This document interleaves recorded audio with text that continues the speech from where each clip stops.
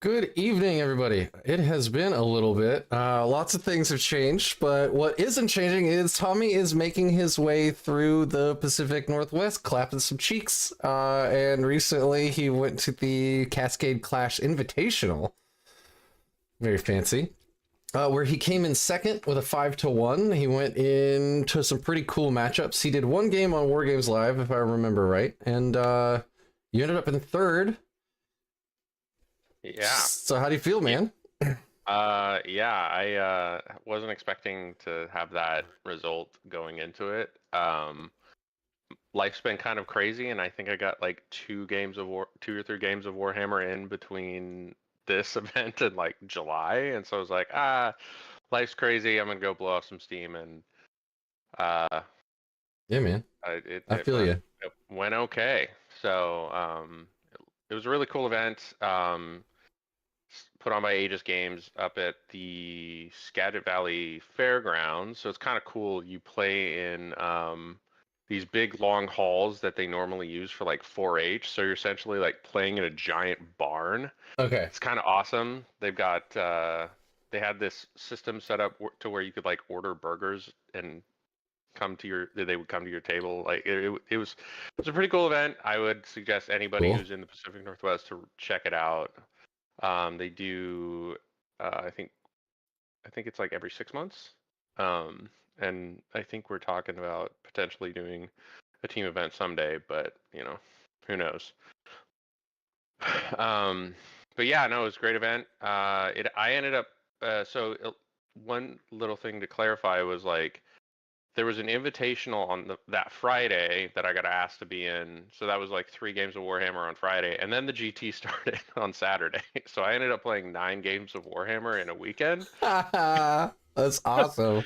I've I know. played 9 games of Warhammer since my daughter's been born, so I that's not was a true, but I was a raisin by the end of it. yeah, Because my sounds like buddy was it. driving up from Portland for his first ever competitive event, and I'm like, oh, the invitationals, like it's a single elimination RTT essentially, and I'm like, oh yeah, no, I'll get eliminated first round. It's filled with killers, so you What could should be go able to wrong? come up and we'll meet up at my house at 3. And then I was like, all right, hey man, I won my game. Hey, I won my next Like, game. sorry, we, we gotta hang out later.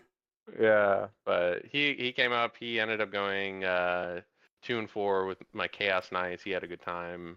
It was a cool event. So um, Nice, man. yeah, yeah. Well, So um, I mean, gosh, we want to dump it. We want to jump into the tournament. You want to jump into the points changes, the meta yeah, stuff. sure. Like, there's a lot we can talk about. So, Yeah, for sure. I think we'll jump into the list and go through the tournament real cool. quick. All right. It was the last, kind of last big hurrah of the the pre-data slate stuff. Yeah. So the list the list concept I was going with was take all comers list. Like the way I visualized it was like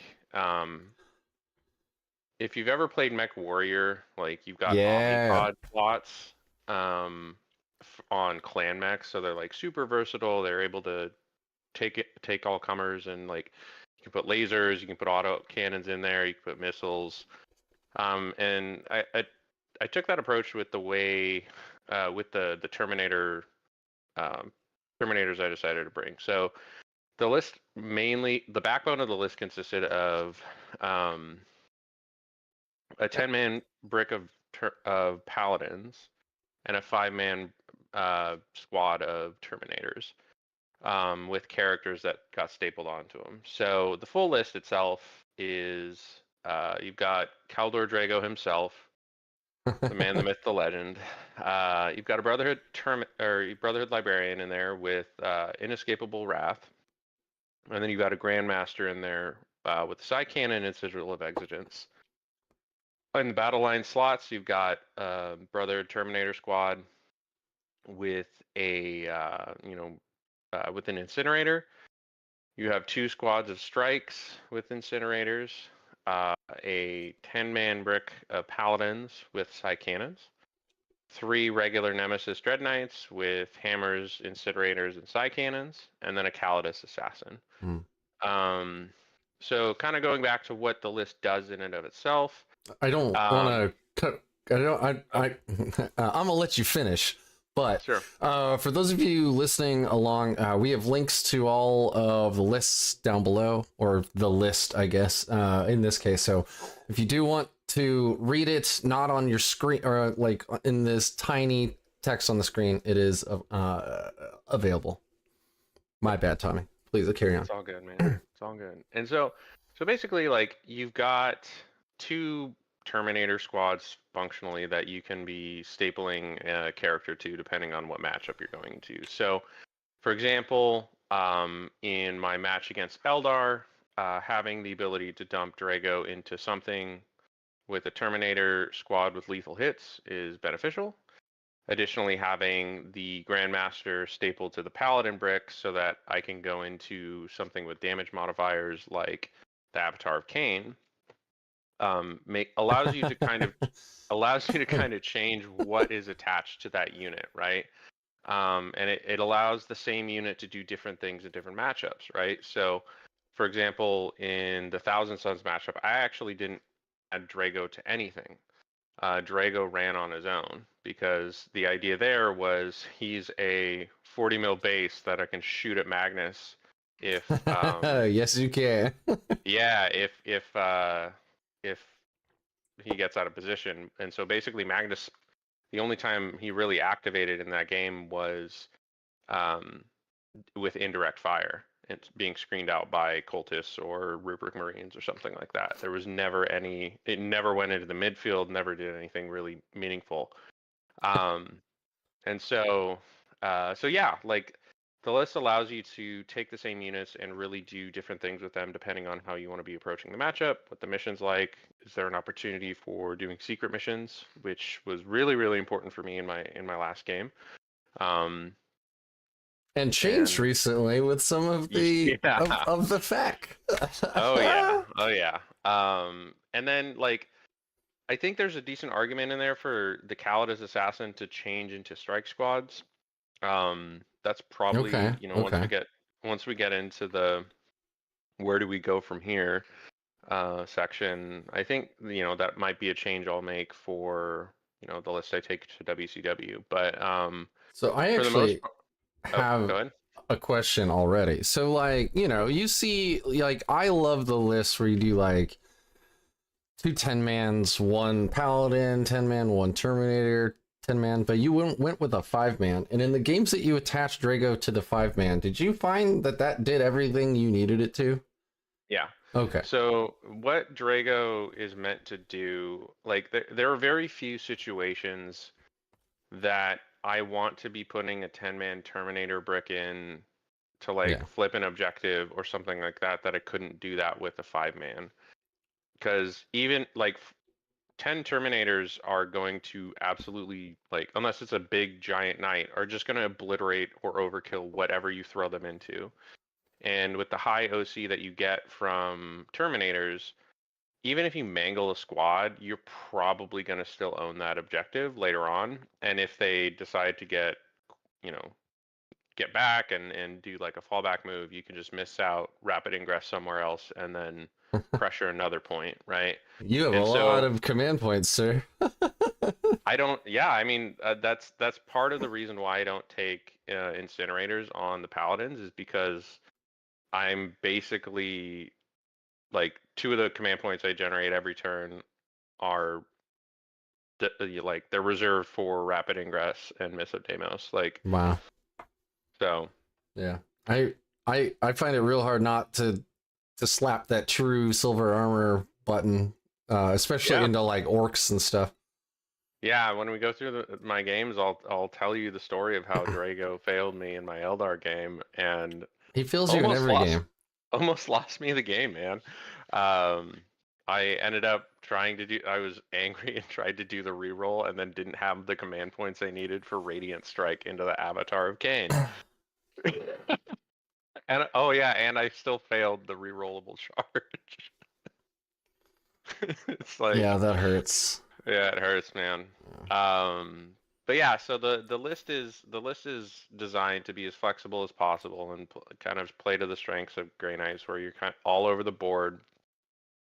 You play a little cagier with the Dread Knights. You're not trying to really put them all out there for, you know, to get killed on a clapback. Like, you're playing angles with them. You're kind of being super cagey with them, and letting the Terminators be the ones to really be in danger, because you have Citadel of Exigence, you have Missive Deimos to kind of keep those units safe.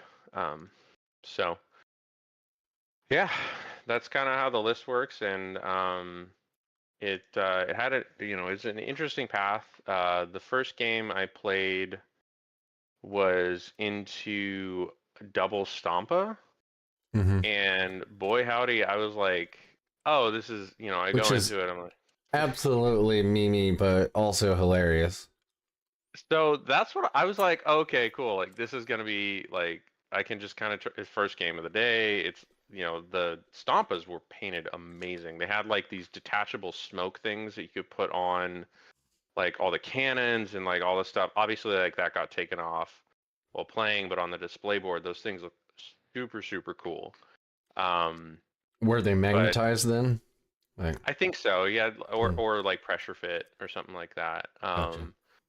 But it was just basically double Stompa, two or three of the mech boys, and then just all grots all the way down. Wow, And that's a so lot of like, grots. yeah, like it was a lot of grots. And so like the grots were also like riding in the Stompas. So the, I get through, I'm like, okay, cool, like it's gonna be a All right. chill game. It's Mimi list, whatever. And like, I'm like, how much damage can one of these Stompas actually do? And then I left the Dread Knight on an angle I didn't pre-measure, and then just, he's like, his Lost it. first weapon that he activates, he gives me 12 or 14 las cannon equivalent saves to make, and I'm like, oh shit, we're gonna Yeah, die. that's so I have the I'll actually like bring it up here, but I have the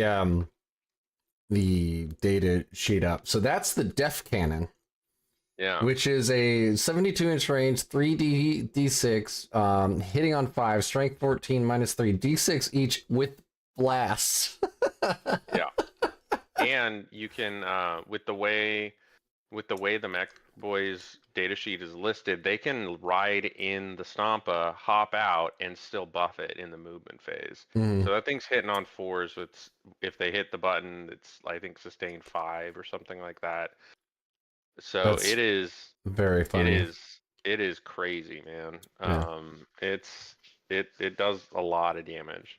For those Um, of you playing along, it's up on the screen now. The data sheet, I mean. Yeah. yep. And so it was two of those things, and you know, basically, like, after the Dread Knight died, I was like, okay, I need to like not be dumb about this, because I could, lose this pretty easily. And so I basically spent the next 2 turns just killing every grot that had ever existed. You know, like, there's a 20 man sitting on like an objective, and I'm like, okay, cool. My paladin brick is going to just evaporate that. Hmm. And then, just continuing to work those angles and stay out of the Stompa death range. I actually used Haloed and Soulfire for the first time in a competitive game like ever. Um, because I was able to pre-measure where the Stompa could be, brought a Dread Knight in to kill some grots, and then there was no way to shoot them back. So, um, I think one of the other things was like, my librarian rolled a 6 into the Stompa once I actually kind of had killed all the chaff, and I rolled a 6 on to get the 2d6 mortals, and then I rolled 11 mortal wounds into the Stompa, and Okay, okay. So shot some you're good brain bullets that way. So, nice. um, but yeah, so that was the first game. Game two was into Chaos Knights. one of the I think his name's Jake. And he plays out of the uh, Waystone Inn in Oh, okay. Fremont. Yeah, yeah. So yeah, so With like great Stefan guy. and the crew. Yeah, he has these really cool Chaos Knights that he's done like an acrylic pour on the base, so they're like in water, stomping through. That's It's really, really cool. that's what I've done on my demons, by the way. Super Oh, easy and they'll never fall off of those bases ever. yeah, Guaranteed. the very bottom heavy. Yeah, yeah. Yeah. Anyway, Yeah. it's a very cool look. I really dig it. Yep. And he also brought a Porphyrion, which was like, okay, cool. Like we're just two Titanic games back to back. Yeah. And it was also on the ritual. So um the basic strategy that I had there was make the triangle, sticky it with strikes, while my Dread Knights are floating around picking off the smaller dogs on the edges.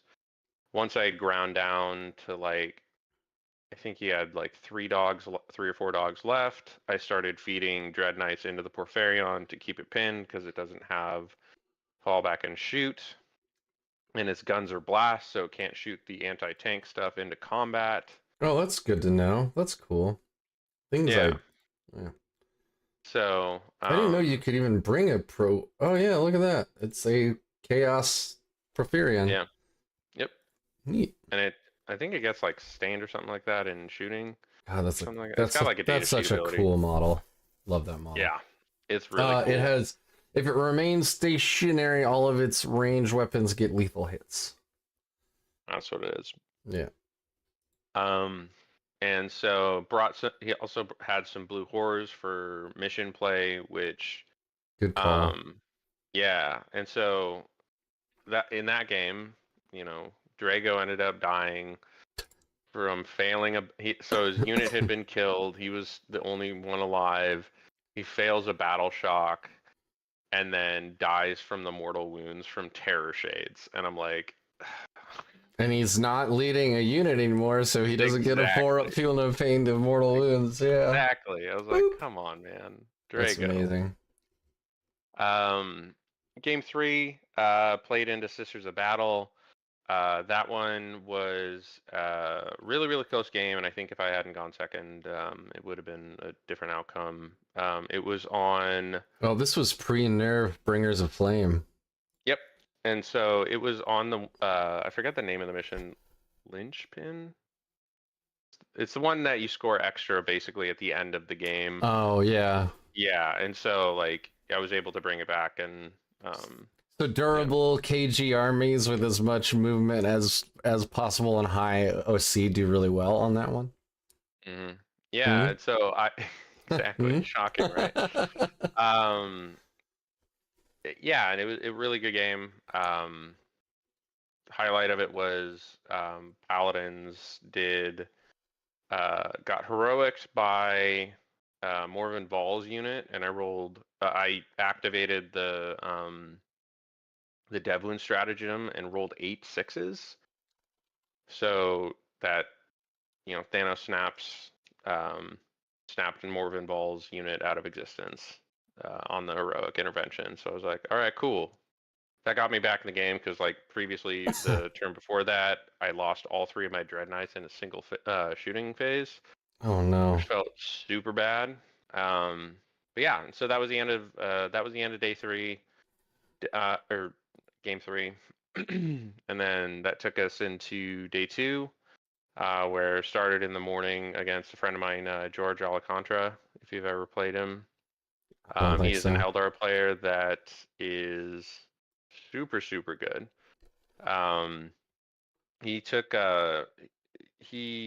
I think he made it into the shadow round at the Tacoma Open, I think last year or the year before. Really, really good player. His only loss was to Steve Trimble, who ended up winning the whole thing. And I think it was like a 3-point game when they played or something like that. Pretty good.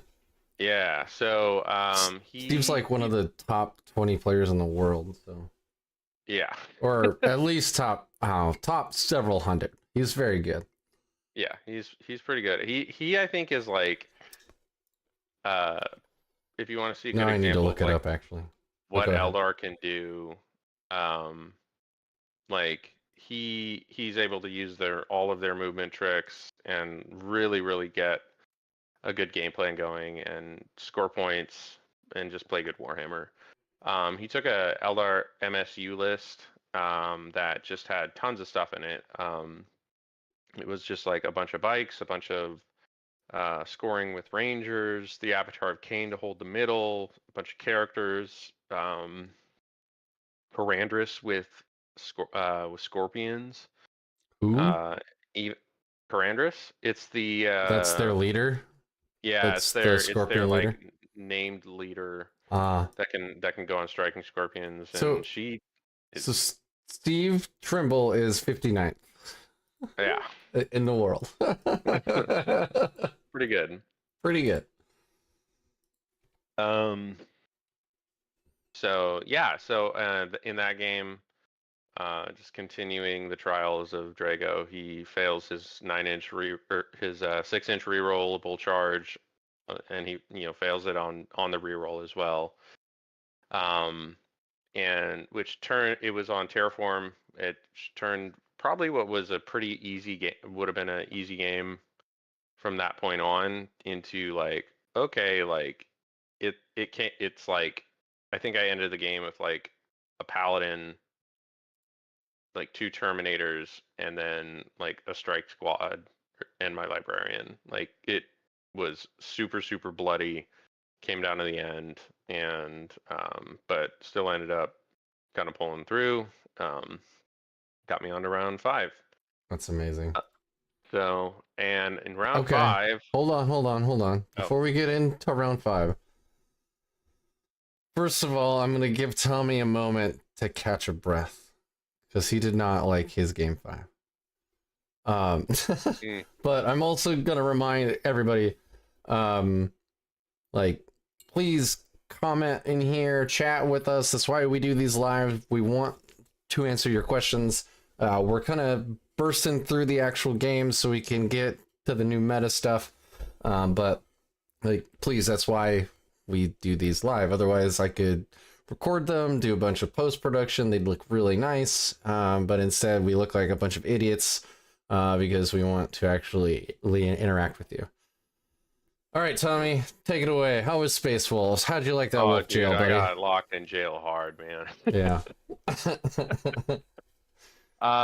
Yeah, Wolf Jail's always been one that like I've struggled a bit with. I think I should send you the photo, but there's the first game I ever played into Wolf Jail was like Linton Rowan's uh, triple wolf in with Wolf Cav list back when like before I think anybody had even coined the term Wolf Jail. Like I have a picture of my grandmaster on his own, completely surrounded by wolfen and like cavalry, and like he's just about to die, and that's kind of how this game felt.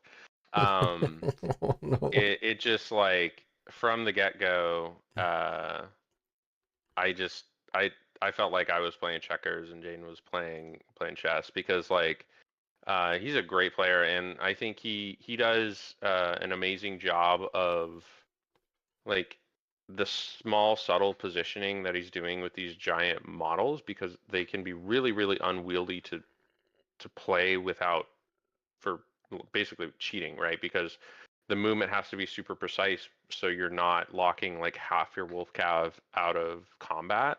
Mhm. And he was able to activate with everything whenever he wanted to, and so started scout. He went first, started scouts in the middle, and then just moved them up and blocked me in my deployment zone while he staged his Thunderwolf behind it. And I killed the scouts, and then after that, the wolves crashed in, and I was basically stuck in my deployment zone for the rest of the game. The only reason I was able to score 60 points was because I got Drago's unit out and was able to do the secret mission um, to scrape together 20 points at the end. Um, but it ended up being like it was a 96-66 loss. His I will say Jaden's got a beautiful, beautiful Space Wolves army, and I think it's one of the best painted armies I've seen in the Pacific Northwest. It's really cool because it's like if you go to Goonhammer, there's actually an article on it. It's a Northern Lights themed Space Wolf army. So basically, Huh. like all of the Thunderwolf cav have these like shifting fluorescent blue, green, pink, purples, and it even has like a matching Canis Rex that has like runes and stuff painted into it. Like it's a phenomenally painted army. It has like a hand painted like backdrop to it that's like outdoors Northern Lights type theme. And the base of the display board is actually like a frozen lake that's kind of cracking and shattering, and like it's a really really well done army. That sounds And awesome. And he ended up crashing through me, and then crushed it in the finals, beating the second place Necrons player 100-26. So wow. So Wolf Jail was were yeah, out in full effect. So I did not have the money to pay the wolf bail. yeah. We have a question. The question is a yes or no question, but it actually presents an interesting. So they said, did you or do you use Land Raider Banishers or other Land Raiders? And I don't know if they mean in this specific game because we know you didn't. We just like went over the list, but have you tried a Yeah, Redeemer? Have you yeah, do yeah. you think that that would change anything in this I matchup want an specifically? RTT with a Redeemer. I think there's something there. I just have like the problem with it is like the cost and the opportunity cost associated with it, because like Grey Knight units are so expensive that you really do feel those extra like 15-20 points that they tacked onto it, because that means you have to go. That's like the difference between a Calidus assassin and like a Strike Marine squad, right? Yeah. Or like an enhancement on a character. Like those points that you feel, those points that you have associated with it, it's like it's kind of hard to justify right now. um I think they might have a place. I think it might have a place in this new meta. But again, I need to workshop it and maybe think about it a little more. But Mm. there's going to be a lot of marine bodies, and the biggest like reason why you wouldn't take a Redeemer previously was Thousand Suns, because they could just melt through a Redeemer without blinking, right? So yeah, I think the long form or the short answer is no, I'm not using one currently, but I think there is space to explore. And you and I both have beautiful Redeemers, Yeah, if yeah, I do say so myself. So yeah. Redeemer Club, man. it's a cool model. Cool model. Yeah. Land Raiders are just awesome in general. Now we're being asked so what about a vehicle heavy GK list? How would you build that? Um, I mean, I guess the meta thing is you like take as many Dread Knights as possible and then slap in like a Redeemer or try to add Canis Rex in there somehow, you know? yeah. Like that's I, the meta is Canis Rex, as many Dread Knights as like possible, fill the remaining space with Strike Marines and Librarians. Done. yeah, I think like a vehicle heavy list is challenging. I think it's fun. I think you could crunch an RTT, but I think there's just some rough matchups to where you'll just lose. Yeah. Um, that Also, that's what. Yeah, it's just it's going to be a very feast or famine type of thing. it's one Um, of those things that you see, or at least you saw a lot in teams because you're like picking your matchups, you're picking your board, you have a lot more control about what you're going into. If you go to like an LVO and you're playing 6 games, um, yeah, and plus, to me personally, it doesn't feel Grey Knights at all to play that list. So I've always kind of poo-pooed them personally. I know they do well. I'm not poo-pooing the people that play them. Like, you do you, boo.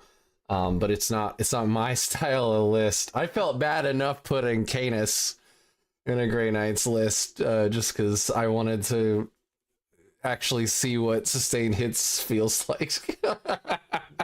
Interesting data sheet rules. Oh, okay. Cool.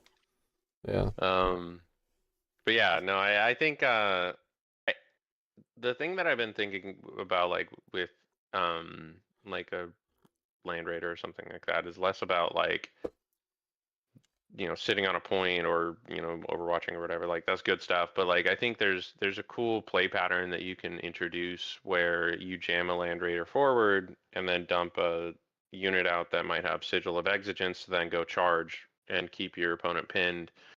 And it's a very hard to interact unit that you can then either sigil out or miss out or get it out of there. But it again kind of comes back to like Grey Knights have a opportunity cost problem when in the list building stage of like, Yeah. you know, Citadel of Exigence just is incredibly powerful on a 10-man, and it's like what you're giving up for that delivery, um, you know, is better suited in other ways. So Yeah, and then Well, like you can only what a Land Raider Redeemer has a carry capacity of what 12. yeah, it's 5 Uh, Terminators and a character, basically. it's actually 14, which doesn't matter. It's like it effectively doesn't matter. Yeah, so like I like my brick play personally. Like I like the bricks of like Terminator. So that's a 5-man with a leader in it. Um, or I guess you could put like a bunch of strikes in there Yeah. with the bro champ or something, but you could put sigil on him actually. Now Yeah. we're talking. Now we're All talking. right. All See? right. See? All right. And with the bro champ, they got fights first. They got like sigil if you shoot him. There's still a 2-up armor save. You can still true silver armor them. That's actually pretty interesting. How to lose friends in one simple step. Yeah, and like That unit is so gross. almost 300 points for the Redeemer. Yeah. Uh, and then And then 240 for the Strike Squad, and then what? Is it 80 or 90 for the Brochamp? I think it's 80. Anyway, that's like a quarter of your army for that one that one Yeah. play. So But it's cool. it better be good. Yeah. So Yeah. There you go. yeah, so I guess we'll go on to game 6. Yeah. This was into Thousand Suns, and it was the standard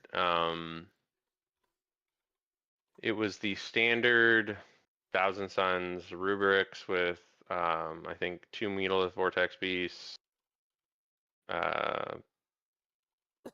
some cultists, bunch of dudes on discs, characters, all that Umbralific Crystal, and then Magnus, right? So pretty much this the bog standard stuff that you've seen at most tournaments everywhere. The movement shenanigans that army can do are like just absolutely disgusting. So like, you know, one of the things that they can do is in the movement phase, move on to an objective, and then in the shooting phase, move off of it. And what they do with that is like when you have stickied objectives, it checks at the end of every phase. So I thought it they was the wipe it start of off. every phase. Either way, if they're doing the Yeah. movement, it still wipes it out, right? I know that this specifically matters for like Death Guard now because of the way like infected objectives work. I thought it was the start, but anyway, my bad. It's all good. And so that game was probably the most intense. Like it was really weird because like the first 3 turns literally was like, so I went second, and it was the mission where you guard objectives. I think it's no, not stalwarts. Anyways, um mission where you guard objectives, and the mission itself against Thousand Suns is a pretty rough matchup to begin with. They have a lot of ways to just get around your army rules, right? Because they can do they can move in the shooting phase. They get around Miss of Deimos. They have tons of mortal wounds that they can dump out on Dread Knights to pick them up trivially, and their shooting is just rock solid, right? Um, and then if you want to try and do deep strikes, they have incinerators that on the Infernal Master, if they've got the enhancement, like on average picks up like 3 or 4 paladins if they're on an objective. It's just a really dangerous matchup to be in, and so going into it, I knew I was going to have to take a secret mission. I just didn't know which one I was going to have to take. And so the 3 ones that were realistic for me were the battle line in the deployment zone. Yeah, that's a good one. Command insertion one, and then unbroken wall. And so unbroken wall is when you're holding all 3 of the middle objectives, right? 3 in the middle, right? Yeah. And so the way the game ended up playing out, I think I had like 35 points going into the bottom of turn 5 to his 71. And and so Jesus. And so I he was was like, feeling okay. pretty good at that point, wasn't he? Well, he was trying to figure out which secret mission I was going to do. He was like, okay, I'm pretty sure you're either going to be doing command insertion or you're going to be doing the no battle line in the middle of the table. Right. So pushes a lot of his battle line up front, and which comfortably holds 2 of the 3 midfield objectives. I had taken the hold 3 in the middle objectives, and I was like, okay, cool. So the middle objective, I positioned my Calidus to where the squad that was holding it, which also had the Infernal Master with the enhancement on it, that could have just killed anything that dropped on it in Overwatch. I moved the Calidus out, and I get the Vectara into range so that he can't Overwatch in the middle.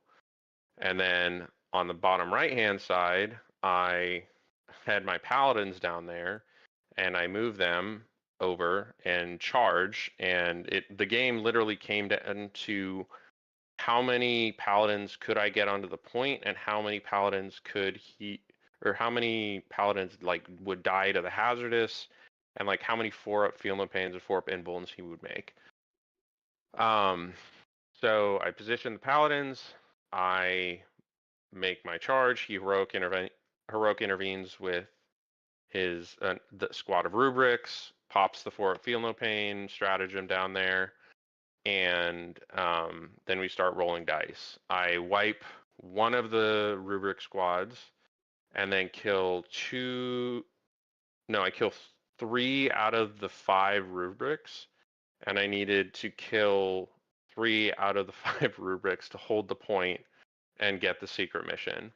And so it really came down to literally me making one less attack, or him making one more save, and the game would have just fallen apart. But ended up scoring 41 or 42 points in the last turn, ending the game at 77-71, which put me into 3rd place. 5-1 for the weekend. Holy and yeah, it was kind of a crazy thing, because I had, through a weird confluence of events, the app had we had some weirdness with the app. So just to be sure, I told the judge which one I had taken, and he was midway through the game, I had to kind of step out, because he was I have 0 poker face, and I can see kind of what's happening, and I just have no chill about just it was just that crazy of a game because like everybody was kind of watching and like yeah. So it was a fun experience. Came in third and the ended up getting second overall and uh, getting one of the 2 golden tickets that was available for the weekend. So Yeah. Jaden, the guy who came in first, already had gotten one from the GW Open, and so because of positioning, I ended up getting sneaking my way in and snagging that golden ticket to Atlanta. So you got third because you lost a game. You got second overall because you scored the second most points. Yeah, so the way they did it was it was a composite score of your tournament placing plus a hobby score. Um so because I had placed really well and I had a pretty well like a decently painted army, that put me into second place overall. Okay. So I had done a display board with some LEDs and all that jazz for to do the dead fields of Yeah. Titan. So so that was a really fun project, and I didn't really get a chance to use it at the GW Open because like I didn't realize they were doing judging, and I'd actually made it for the GW Open like in July, and then like they had already finished judging, and I was like, okay, cool. So just kind of like stayed in my car and never used it, and so Oh I was like, man. I'm gonna use it at this tournament. So I'm Well, glad I did.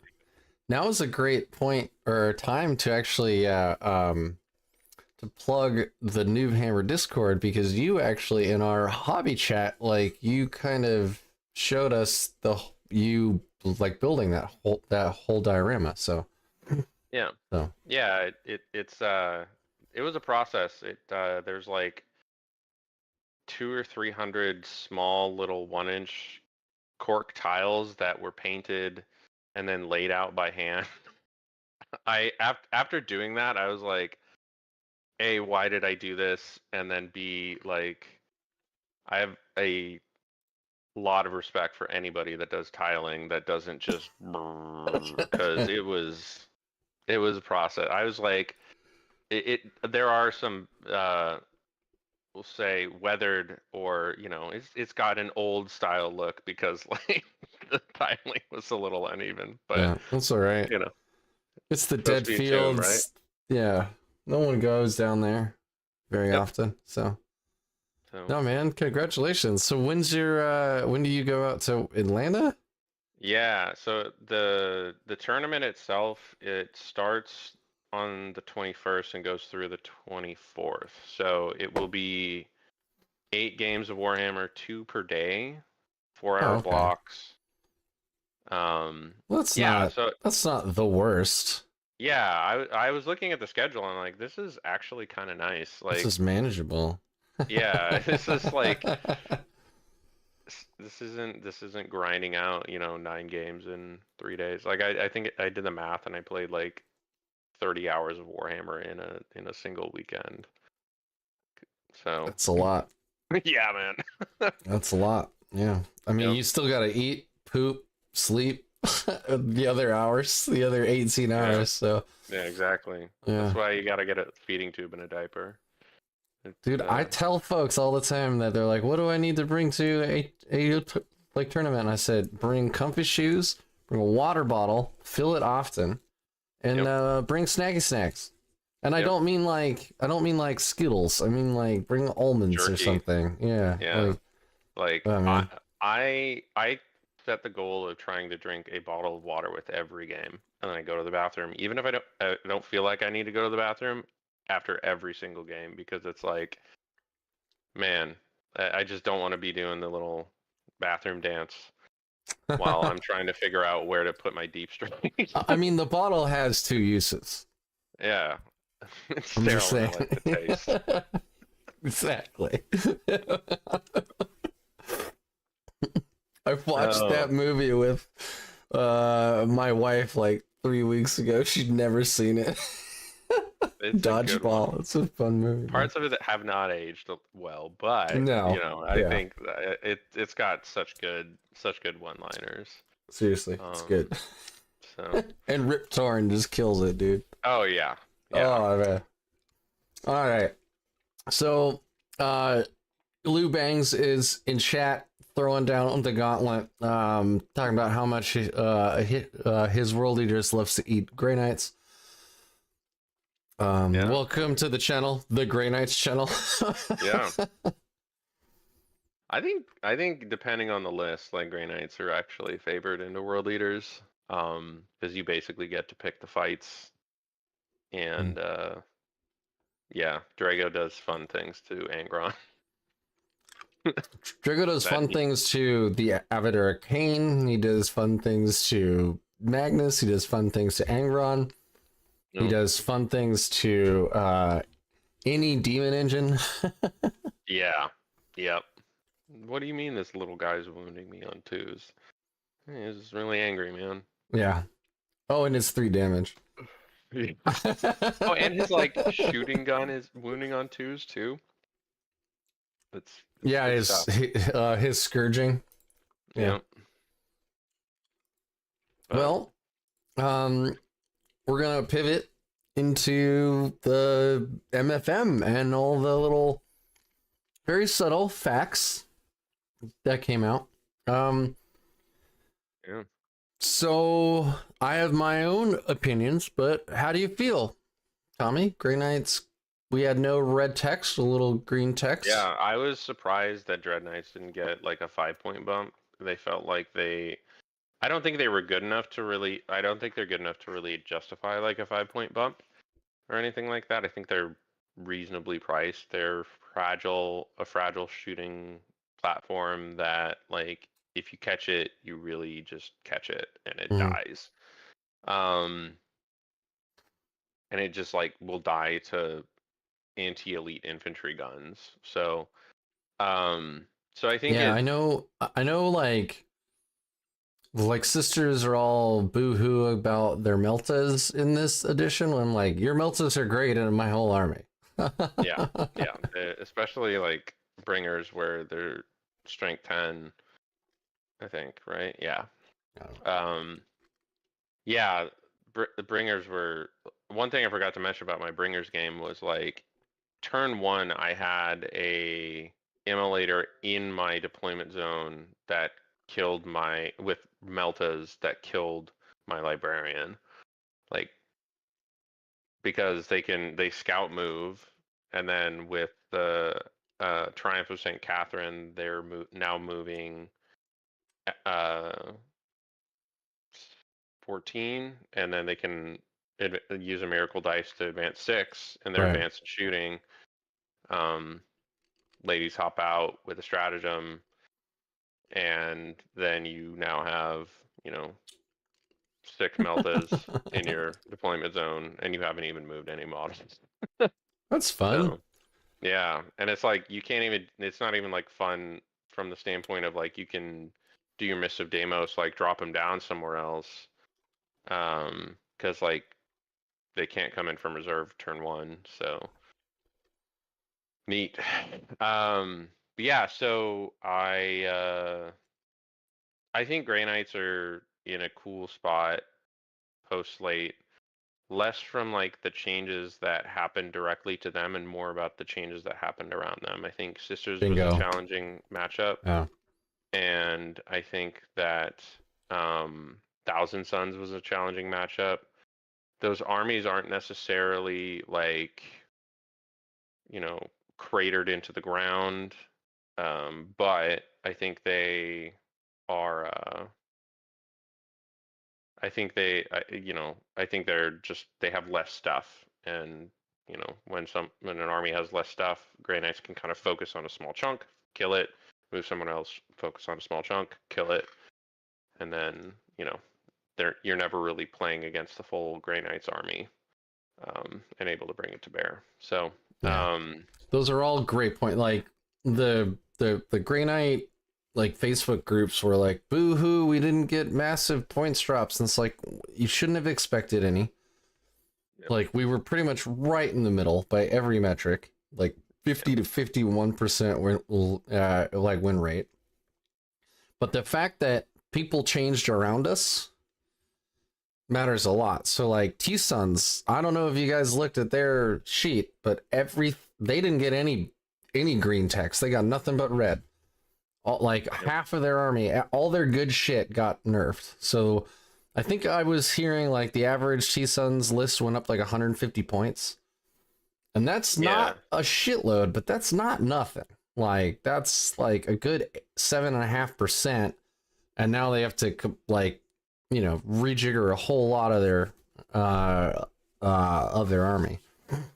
Yeah, and I think it also it hits their cabal point economy pretty hard because like they either have to take stuff to go do mission play or they can take, you know, try and hyper focus more on characters, and like Thousand Sun bodies are not durable. Like if you catch them, they will just die. And so I think like yeah, it's 100, you know, one less rubric squad, but that one less rubric squad is like the ablative wounds for, you know, the cabal points that allow you to do your warp trickery. Yeah. Right. So so I think there's some pretty like it makes the design, your list design for Thousand Suns a lot harder, and which I think is going to be a good thing. Prey and Nexus is already so action heavy. Like if you start pulling out the mission play stuff, it gets really tricky. So yeah, I mean like Sisters got hit. Who else got hit pretty hard? Orcs got a huge buff. yeah, orcs are back, baby. Dude, Yeah. it's WoW time. Zach was very happy. Yeah. He's eating good, man. Yeah. Yeah, like I saw this change, like, God, man, he's gonna be a terror. Yeah. He already is with his like Mimi build. He's like, I just want to run this because it's fun, and he's like, oh yeah, I'm like winning RTTs with this bullshit. His list is like, yeah, it's a Mimi list, but like if you don't have like las cannons, you're just like it's just there's like it's four Gorkanauts or something like that, or Morganauts. Four of the like knight equivalent chassis. Yeah, he's got like I thought he had one Gorkanaut and one Morkanaut. Is it two Gorkanauts and one Morkanaut? I don't know. It's some mix of it. It's some orky concoction that, you know, presses a button and then suddenly your army explodes. Yeah, he loses on red button on the hazardous rolls of 1 and 2. Yeah. Yeah. Yeah, I think they're good. I like where Grey Knights are at.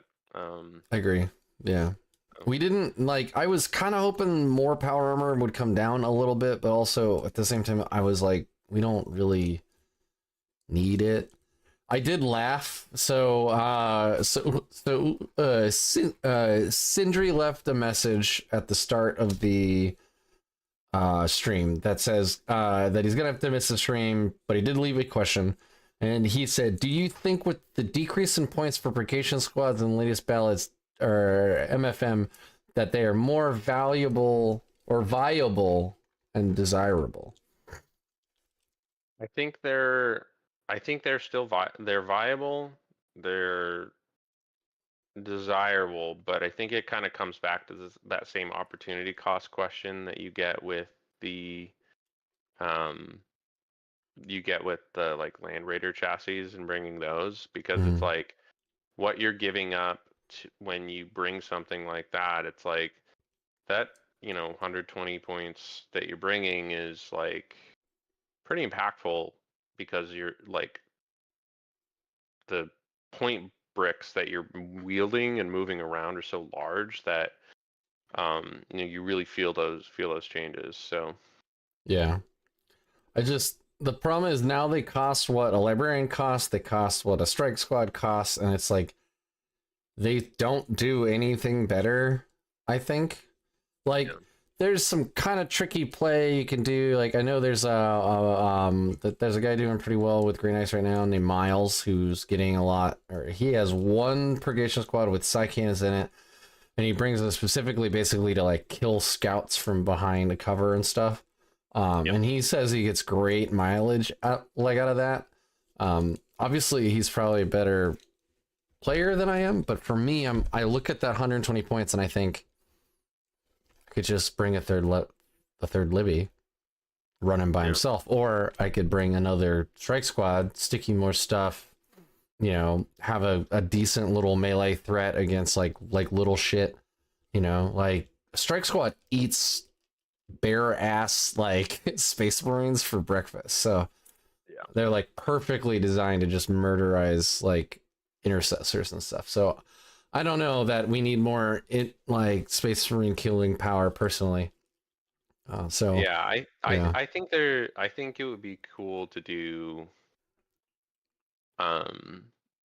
see how something like purgations with silencers even, or like incinerators, as like this, if you have cultists, you're not going to have cultists anymore type of unit. Mm-hmm. Because I think that's one area that like Grey Knights have a challenge with, is like, what is bad enough for me to throw into an area to like kill a screen so that Terminators can get in there and do the actual work, without putting a Terminator unit back there and potentially losing 300 points of your army because you rolled bad. So I like using, but you can also use strikes for that. So it's like, are you really getting much by having them be purgations versus strikes? Like, I don't know. Yeah. So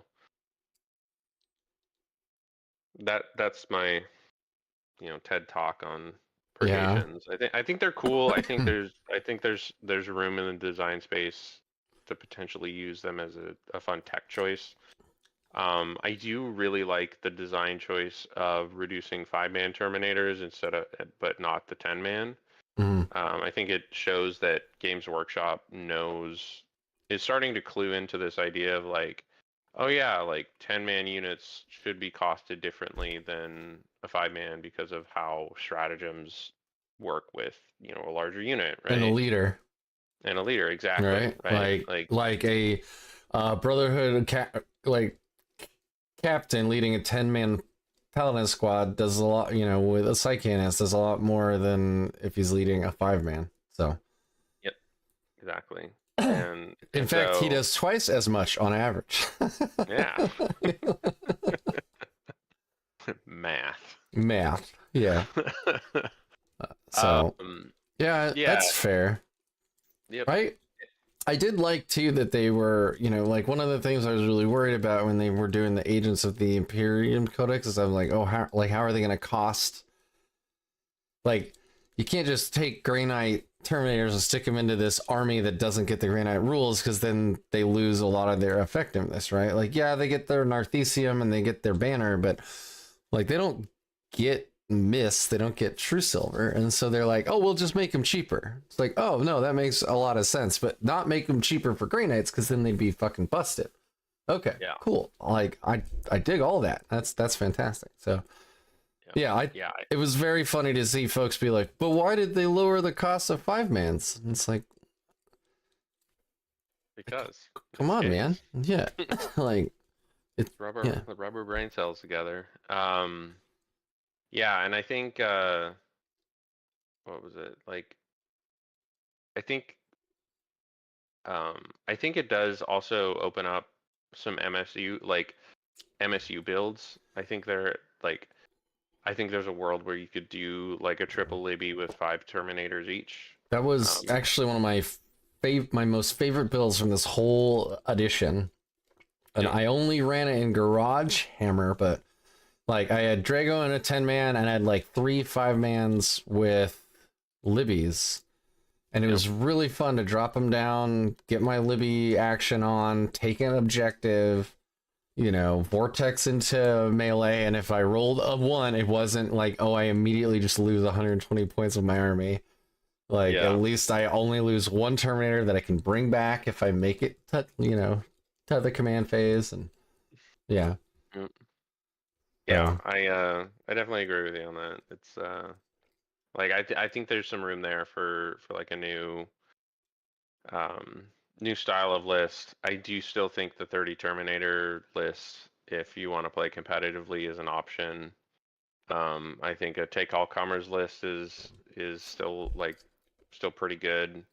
Um, the and the triple brick is like my favorite thematically. No Dread Knights, triple brick, like a little bit of stuff buffing, helping out, scoring, but you just have like these three like immovable objects. yeah, and yeah, and the immovable objects are actually quite movable just on their own terms. yep, Yeah. yeah. We're picking when we're moving, Yeah. and yeah, And I like it with the tech choice that gosh, I can't remember his name now from Art of War. oh, Harpster. Yeah. Like Harpster bringing the two GMs, I'm like, that's fantastic. Because like that means your like rapid, I know it's once a game, but your rapid ingress miss combo is only 1 CP now. Yep. Because you miss out for free and you rapid ingress for 1. And that's with 1 brick. And you can do it again with the other brick, like the next turn. And so Yeah. that actually helps actually free up a lot of our CP strangulation that we have, where I always feel strangled for CP. I almost never have 3 CP. Never. Yeah. Because I want to be slapping True Silver. I want to be slapping Miss. I want to be, and we have no regen. So, Yeah, it'll be nice if they bring that back in the Codex, whenever that comes out. divination. Yeah, divination. Yeah. I never ran Prescient Brethren though. I loved Prescient Brethren. Yeah, it was good. Yeah. I just loved the. Were you rapiers? Yeah, I loved the Yeah. the rapier combo where you could like just blow up tanks with a strike squad was good stuff. Yeah. Um, I got the I was playing with my buddy Levi once, so this was a 9th. And he had his greater brass scorpion, which is not a thing anymore. I guess it's been completely legends now. Yeah. And I got a 10 I was playing rapiers and I had a chaplain. I got the power off. I got the charge off with the 10-man interceptor squad. And they got enough mortals to kill it, like just with the mortals. And he's like, that's bullshit. And I was like, yeah, it really is. But also, like, the amount of failure points I had to get to this point is like absurd. Yeah. But, Yep. yeah. Exactly. He's like, It's that's like bullshit. a lot of things can go wrong between here like- and there. The chaplain actually got his litany off. I actually got into range without being overwatched. I like actually got off my charge. I got off my power. Yeah. Yeah. The three up failed a weirdly high amount of times. Right? I used to just bank command points and then You couldn't command point the litanies though. you could use empiric declination for 2 Oh. command points and automatically have it go off. Oh, right. Yeah. And that's when we started with 12, so. Yeah. Okay, anyway, move. this isn't Anyway. a 9th Yeah, edition. Yeah. Woo, baby. Went down a rabbit hole there. Yeah. So we do have a question in chat. And it's, what are my thoughts on Death Watch changes coming in December? I assume this is a question for me. I don't play Legends not- armies. Oh, tiny violin. Yeah. I don't know, man. No one knows. I'm glad they listened to feedback. I thought the timing was really bad because like Space Marine 2 hit like 2 weeks after they're like, this army doesn't exist. By the way, that entire game would be better if it was just a Death Watch game. Because like the operations, you have random people dropping in and they're like dressed as whatever chapter. It's like, okay, great. It's just a death anyway. So they got rid of the whole play as Ultramarines. Right. Yeah. Well, I mean, I guess you got it, right? Like it's their like poster. Yeah. They're contractually but- obligated. Yeah. Anyway, the bottom line is we don't know. What I hope that they take a look at like Black Spear from when it landed in the index, and fix the things that made Black Spear not interesting. And but a lot of that has to do with the kill team types. Like the Proteus kill team was good, the Indomitor kill team was good. All the other kill teams were pretty bad. So they weren't interesting choices. I don't know. I suspect they'll just bring Black Spear back and maybe drop some points and be like, "See, we loved you the whole time." But I don't. So I don't know.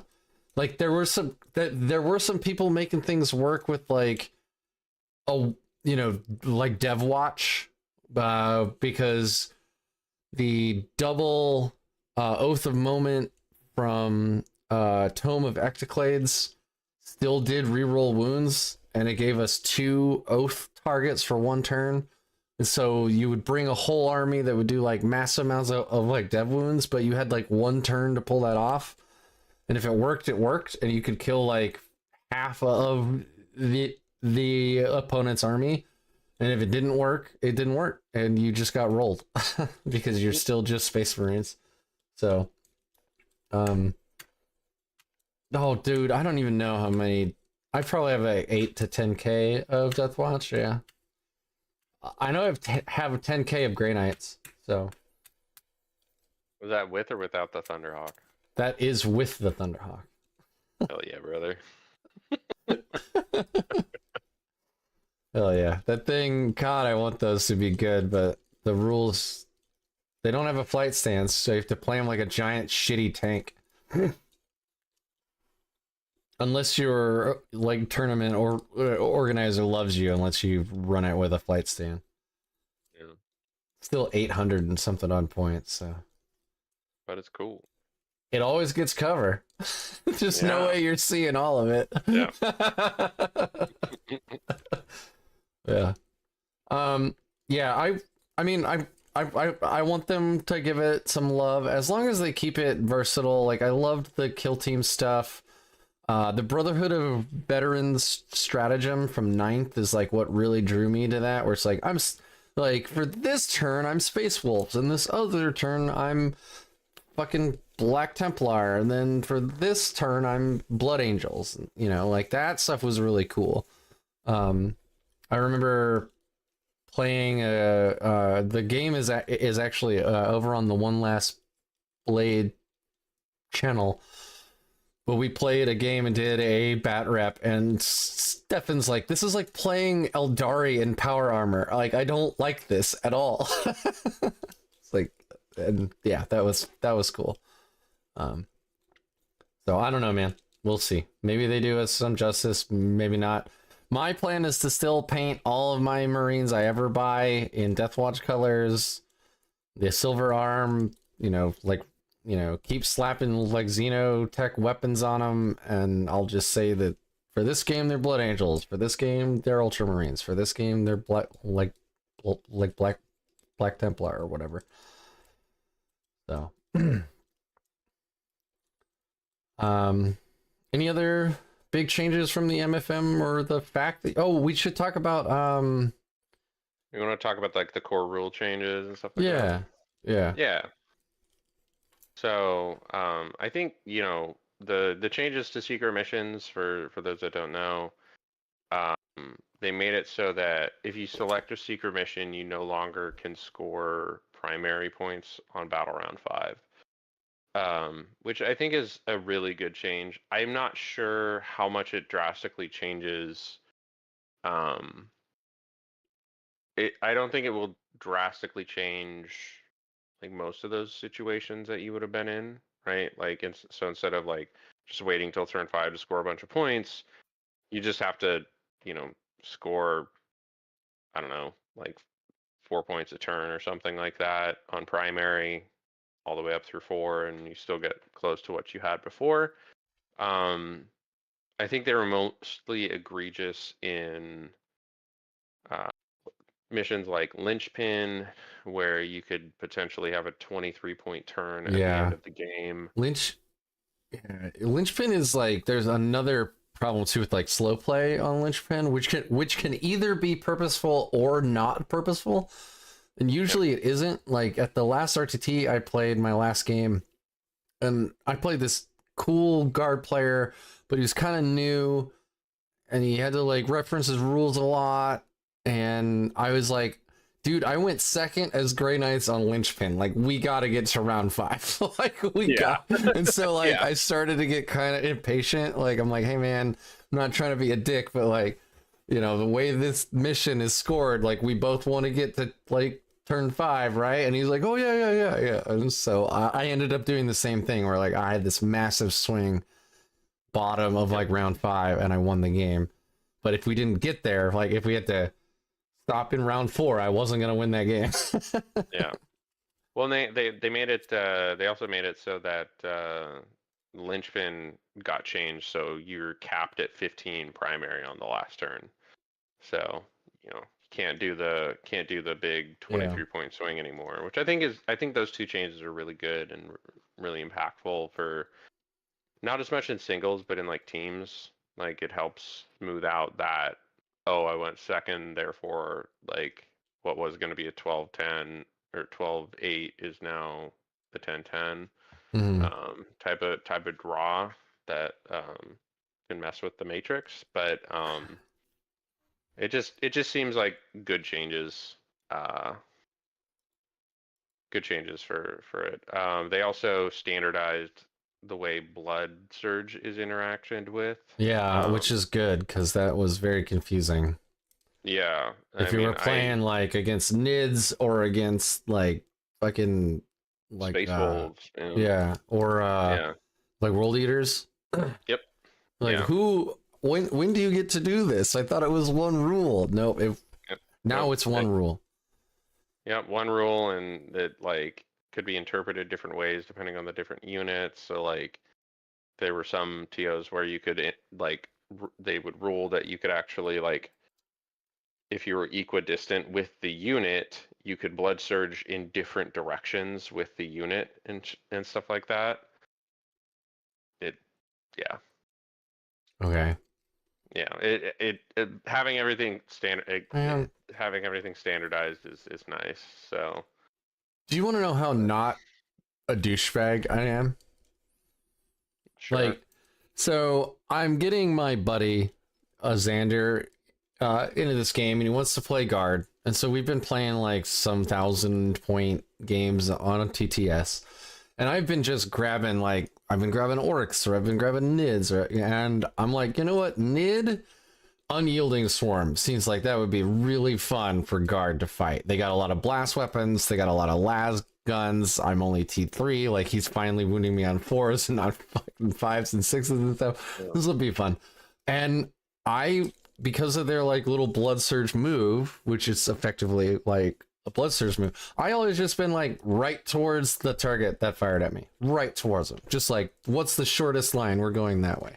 I never thought, how can I use this to my advantage to sweep around them and like get the best charge off as possible? I'm just not like, I'm like, it clearly states you move towards the like unit that shot you.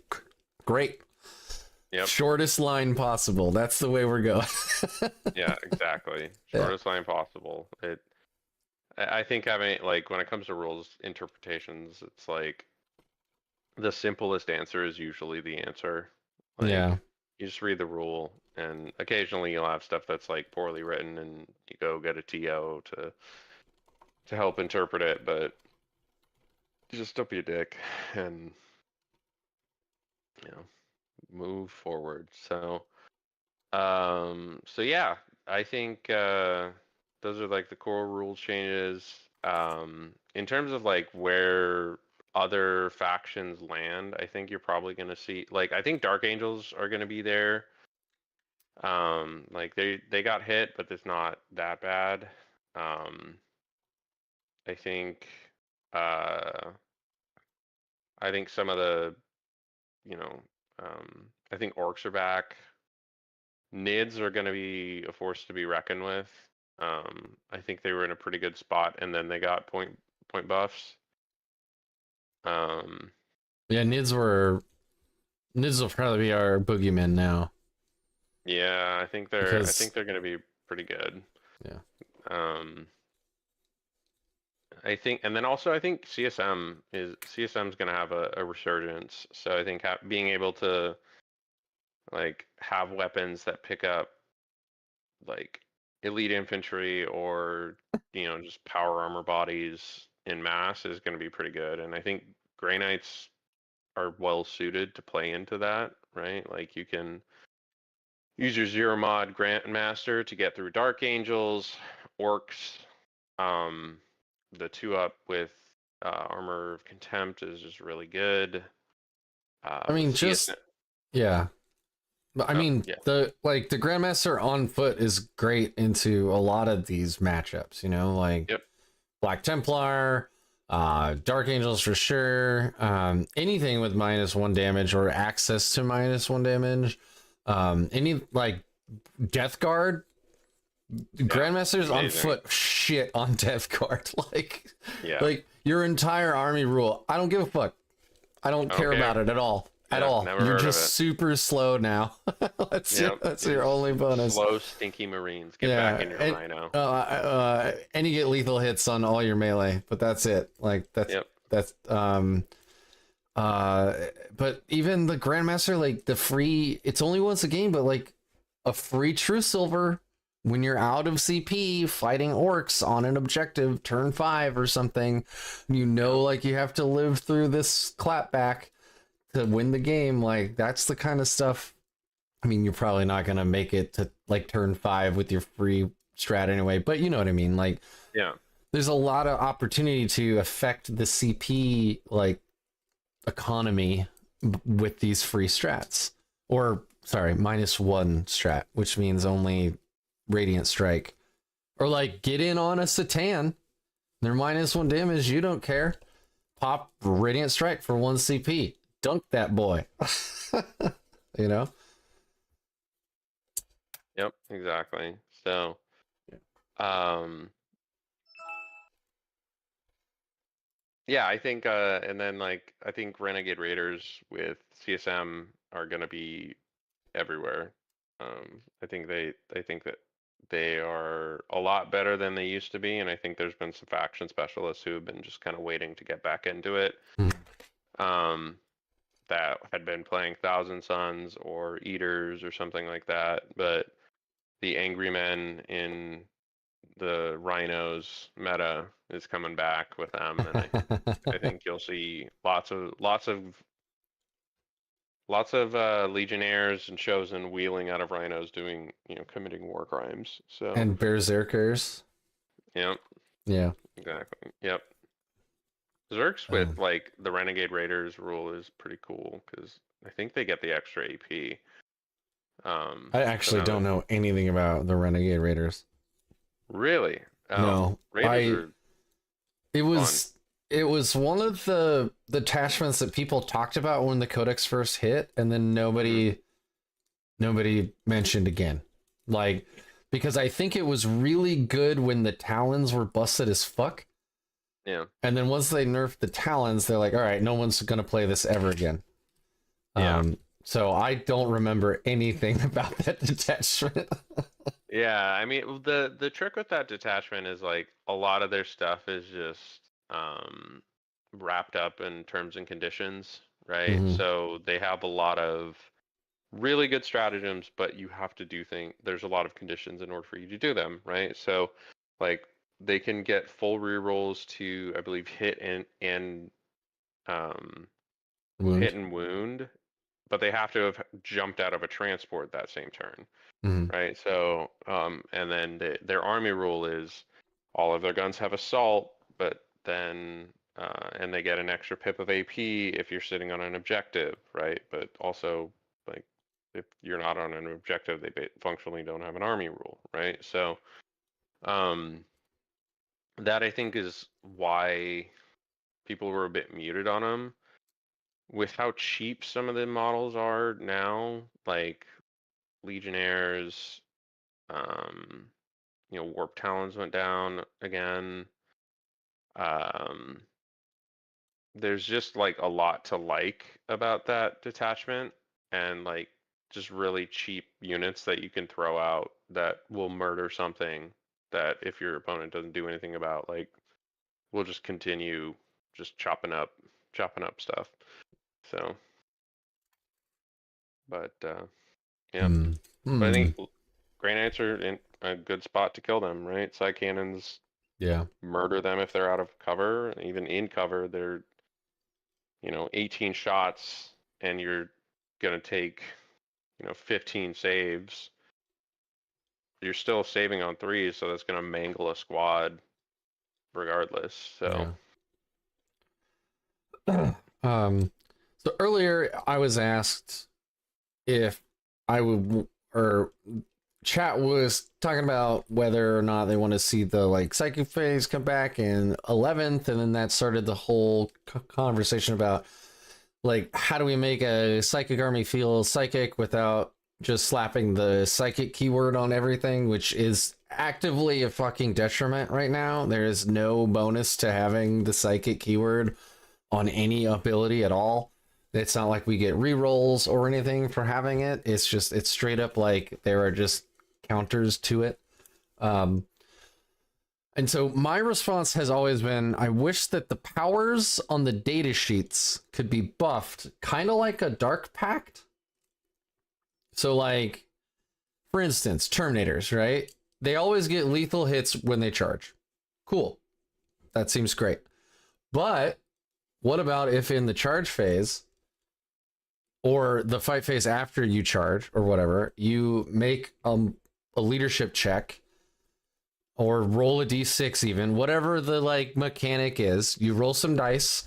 If you fail the check, you don't get the next buff and you take some mortal wounds. If you succeed in it, you get Lance. You're now making, like, I feel that that's cool because Grey Knights are trained practice warriors who work with their squads all the time to use their psychic might to do a thing, right? And in this case, that thing is to get lethal hits on the charge. But if they're pushing themselves in combat, if they're forced, like if they're really pushing the agents and their like brotherhood, then they can push to that next level of performance and do this extra thing. But it's not guaranteed. And I would like it if there was no way to interact with that. And like, it just, you as the player decide, am I gambling this or not? Like, do I get Lance and I lose a Terminator and now I have 4 Terminators that have +1 to wound and lethal hits? Or do I just need lethal hits with 5 Terminators and I don't make the roll? And then every single, personally, every single data sheet would have something like that. It wouldn't be an army rule, but every data sheet could have just a way to eke out a little more performance. And I think that would make it feel very psychic. Yeah, no, I think that's a good. I tend to agree with you because like I think it's hard to strike that balance between like creating this unique mechanic like the psychic phase that some armies don't even get to interact in. Like it feels like it's similar enough to other mechanics in the game to where it's not radically different. It feels like you're cheating almost, right? Looking at you, Miracle Dice. But I think that'd be a cool design space for them to go into where you give the player agency, you get to do that, you have that fun, exciting moment. Like Dark Pacts I love when I play my CSM because it's just like it's just fun. Like you're just am I gonna just blow up a dude or am I gonna play to the powers of the dark gods, right? Yeah. Like it's just super cool. My problem with Dark Pact is if you fail, you still get the buff. Like, yeah. I was looking at it from like Vortex, right? I think Vortex is like the, in the current Grey Knight index, I think Vortex is the perfect definition of a psychic ability. If you roll really high, it goes off supernova. If you roll normally, it does its normal thing. If you roll poorly, it does a bad thing. Like that feels very psychic, right? Like Yeah. it's the magic with the ebbs and flows of the warp. Like, did you have your Wheaties that morning or not? You know, like you can't guarantee it, right? And I thought that's great. Whereby, if you contrast going back to ninth, right? Like, I went to an RTT with my Grey Knights in ninth, and I brought Keldor Drago specifically just to bring Gate of Infinity, and he failed it every fucking time he cast it for the entire 3 games. Did we trade Dragos? He never cast it. And this is when we could like re-roll a psychic test. This is when we could do a 3d6 psychic test, take the 2 highest. He still consistently failed, and I lost games because I failed 1 roll in like turn 2 when I was safe. Like, I don't want that style of psychic phase back. You know, I want choices, but I don't want it's like, oh, I have to bring one specific character with this one specific power or my entire game plan falls apart. And that's how you play this army. That feels very bad. Yeah. The tournaments I went deep on were the tournaments where my psychic phase went the way I wanted it to in ninth edition. And like, I think I like the consistency they added in the 3 units repositioning. I think that it has come at the cost a little bit of like what that old psychic phase felt like. I don't want them to have it be like psychic but gun. Like, I think that's just dumb. I don't like it. Oh yeah, because that's what we have right now effectively, and then you go into T-Suns, it's like, oh, all your melee weapons are psychic. Well, now they're also hazardous, and you're like, no, this isn't. You didn't use this strat the entire tournament, but you caught me on like you know, day 2, and it's really good against me, you know. Yep. Yeah. Exactly. I think it'd be kind of cool if they like just, you know, for spitballing like codex ideas. What if they brought back, or they gave Grey Knights a detachment for like ward makers or something like that, that was like similar to what you get with contagions, where like you either buff your own units or like you debuff the enemy when you get within range, and like if you have more, you have like a confluence of, you know, psychers where like it gets more powerful the more units you have in a specific area. But I think there's room for I definitely agree. There's room for improvement on the current iteration of Psychic, because like just having extra data sheet abilities is like, it's cool, but not great. I guess I've had this conversation a number of times, but now I actually just thought about something else. So like, you know, in 9th edition, right, when there was a psychic phase, which is why I keep like bringing up 9th, just to be clear for the discussion. You know, you'd bring a librarian to cast 2 powers, and because they were a character, they could pick 2 other powers that like your battle line troops didn't get, right? And you'd bring Drago to cast 1 power, but only a specific power, you know, whatever. If they brought the psychic phase back, or they brought back powers that you chose like that went off, like I pick, like Keldor Drago can pick these 3 powers, and I pick this one, and this one always goes off in the movement phase, right? If they did something like that, as long as they made it so it still goes off, but you take damage, then I'd be okay with it, because like my point again is that like there were these powers that were absolute linchpins to your entire game plan for like an entire round, where it'd be like if you're playing a normal army and you had to roll, oh, do I get my army ruled on this unit this turn? Like that's kind of how it felt to play Grey Knights in 8th and 9th. And as long as I could remove that and add the psychic phase back, or do it, like I'd be cool with it, because like I don't want to not have Gate of Infinity go off. I want it to go off. Do I suffer some kind of detriment because I rolled poorly? Okay, fine, but like, can the core powers still happen? Yeah. I think that's you know, that's an interesting distinction, right? Like it's like I was saying, like the thing that they added with the newest index detachment is like consistency, right? Like that consistency is great. I don't like having to like bank on a charge or you know functionally like try and get Gate of Infinity off or to score Right. behind enemy lines, because like my tournament list in ninth was heavily focused on behind enemy lines and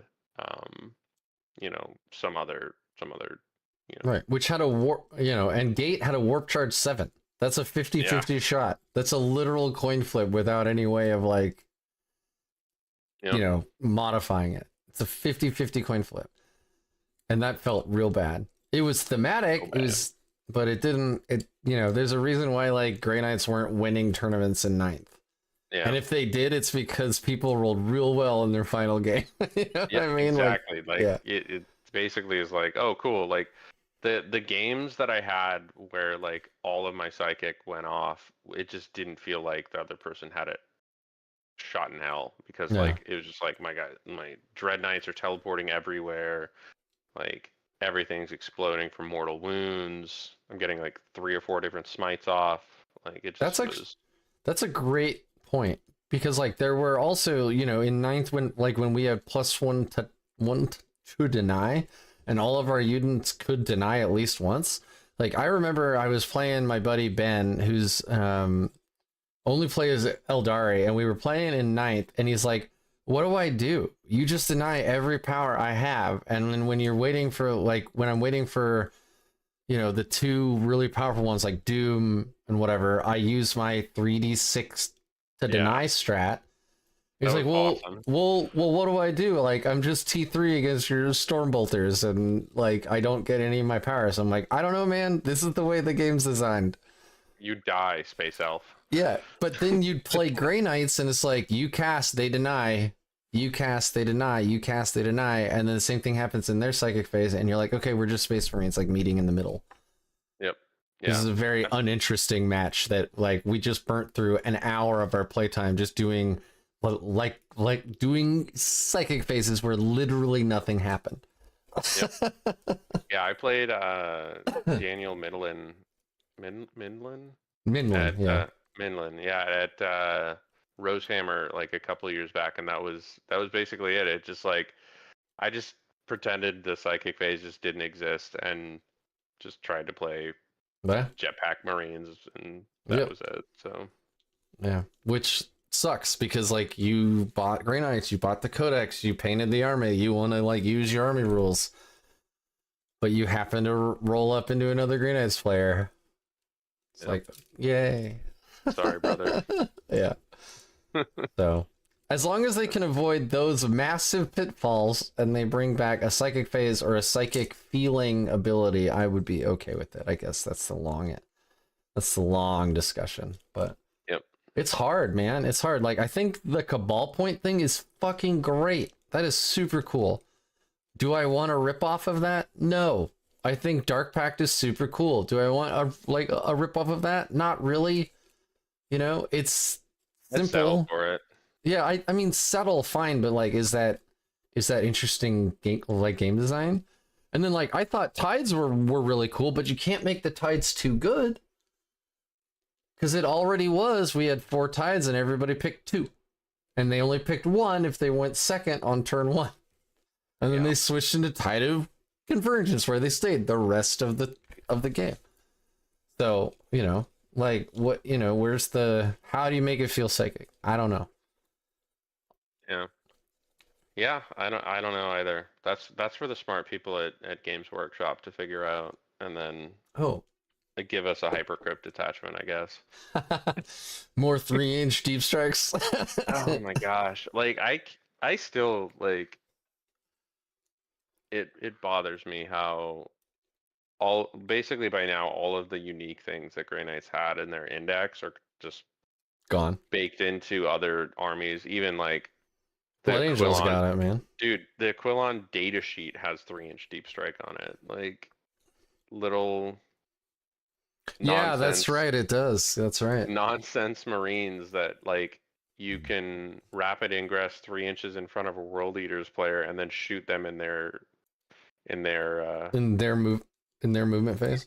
movement or charge phase, yeah, or whatever. I forget the timing on it, but Yeah. you got to lose some friends. So Well, they gotta sell models, right? That's the joke. yeah, Yeah. they, yeah, I mean, what's funny is all through ninth we had a 3-inch deep strike, and nobody cared. Even we didn't. A lot of time we forgot we had it. wait, we had it. Yeah, we had a 3-inch deep strike in ninth. It was one of our 37 fucking stratagems.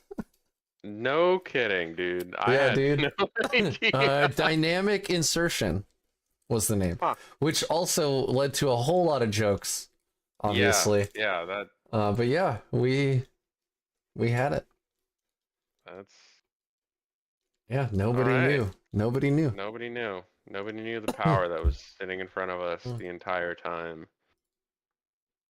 Yeah, But see, now I want to go actually prove you or me right. I'm God, we looking had it up so many too. stratagems at the time. So many Yeah. stratagems. This is quickly turning into nostalgia hammer about our I mean, we are prefacing it, we are framing it in the way of like, let's not go back to ninth, basically, is what I'm Yeah. saying. Speaking of which, one of the things I do want to do with you eventually is a what did 10th get right and what did 10th get wrong video, because I think that would be that'd be fun. very Yeah. interesting. God damn, we had so many Yeah. stratagems. Why did I start playing this game? I started playing because I was locked inside during That's COVID. exactly why I started playing too, actually. What else are you gonna do? Wasn't it dynamic insertion? No. 3-inch. Fight on the move, steely advance. Direct Am I thinking about resurrection. 8th? Am I confusing Might with be, I 8th? think you Because might I be. started playing. No! Wait, no, I'm wrong. Wait. I know GSC had one. Thought we. Maybe it was 8th. Oh my god. Let's Oh, take a look whatever. here. Some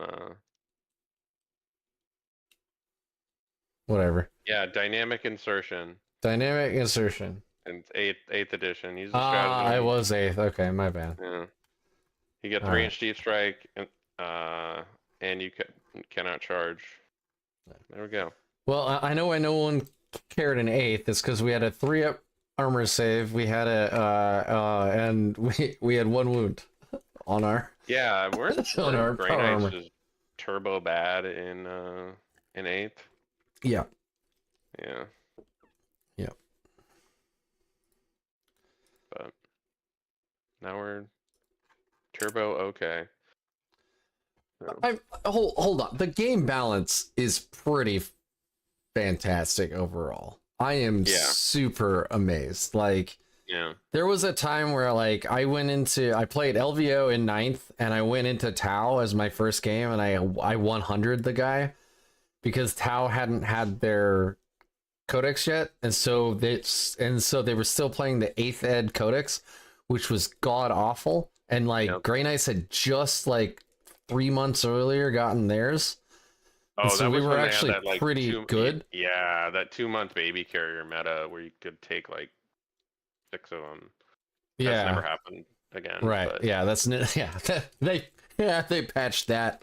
Yeah. But didn't go back to that. Yeah, it was like I went into that game like, all right, like I'm fresh. This is day 1. Like, very nice guy, but I'm like, I have this, like there's no way. Yeah. People. Like I didn't think I was gonna 100 and him, but I was like, I got this game. I'm gonna win this game. And then I got schwacked by an Art of War member in round 2 because I got a 100. You flew too close to the sun. Yes, I did. I Icarus my wings right off. Yeah. Anyway. Well, it's a little after 10. You got some plugs, I think? Yeah, so Plug away.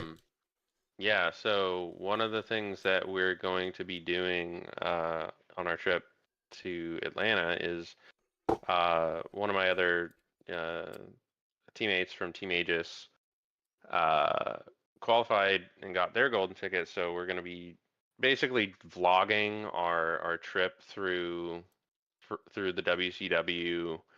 Can I drop YouTube links into YouTube without getting Let, bonked? let's find out. Let's find out. Hey, it works. Cool. Um, it's at Aegis Op, and Did it work? Because I don't see it on my end. Here. oh, well, I can Let drop it me in. link it. Here. Okay, cool. This is the link. So one of the things that we're Um, trying to do right now is we like just started the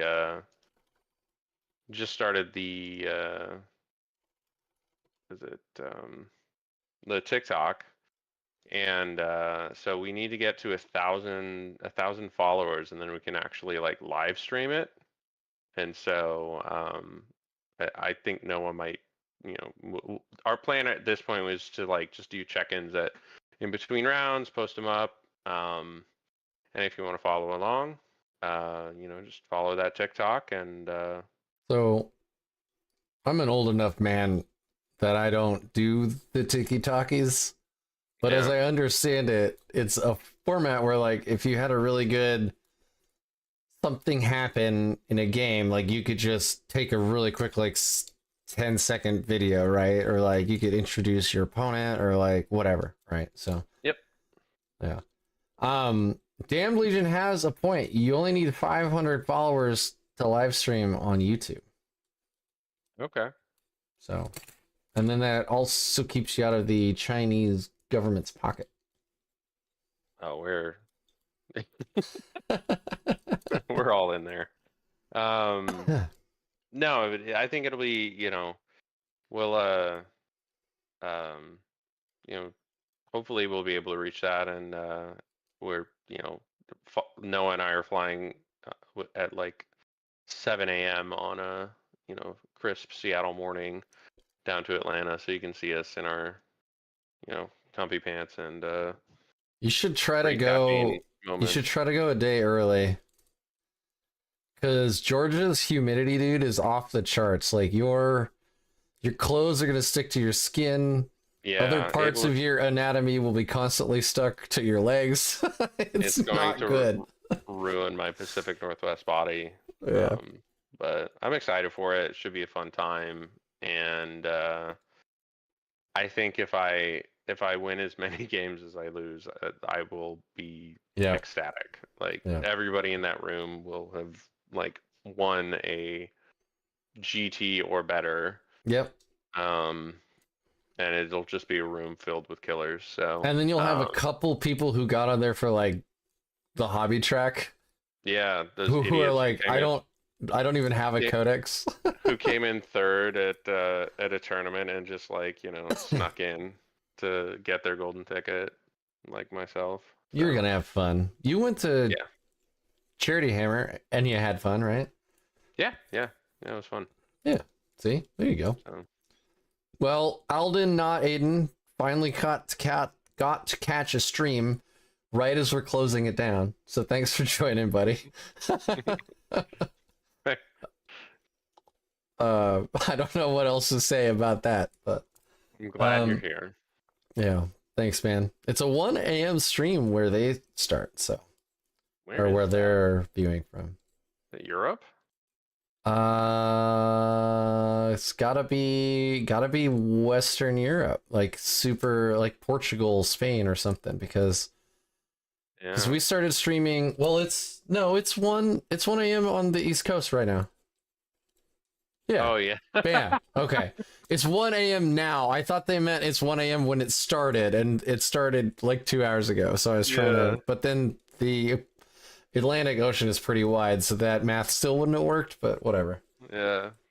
I've squeezed out the time zone knowledge in my brain with the minutia of this toy soldier game I play.